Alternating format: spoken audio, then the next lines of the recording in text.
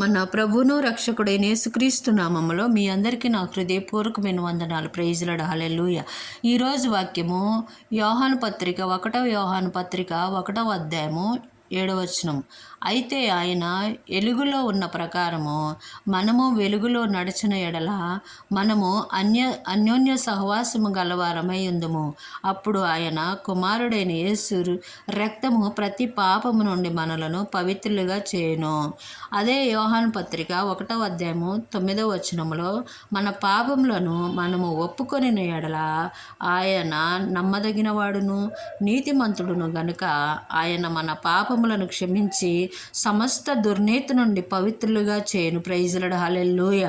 ఈరోజు శుభ శుక్రవారం. మన పాపములను విడిచిపెట్టి ఆయన పునరుద్ధానపు శక్తితో పాప బంధకాలన్నీ పాతిపెట్టబడి పునరుద్ధానపు శక్తితో ఆయన పునరుద్ధానముడై తిరిగి లేచే సమయానికి మన జీవితాలు కూడా పునరుద్ధరించుకొని ప్రతి విషయంలో వెలుగుతో నింపబడి ఆయన వెలుగులో కృపలో వర్ధిల్లుదుముగాక. ఆయన జీవాన్ని మనం పొందుకుందుముగాక. ప్రైజ్ లార్డ్, హల్లెలూయా.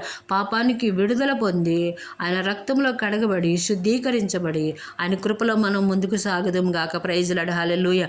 మలిన వస్త్రం తీసివేసి స్తుతి వస్త్రం ధరించుకొని మహిమ కొరకు ఎదురు చూద్దుముగాక. ప్రైజ్ లార్డ్, హల్లెలూయా. అట్టి కృప దేవుడు మనకు అనుగ్రహించునుగాక. ఆమేన్.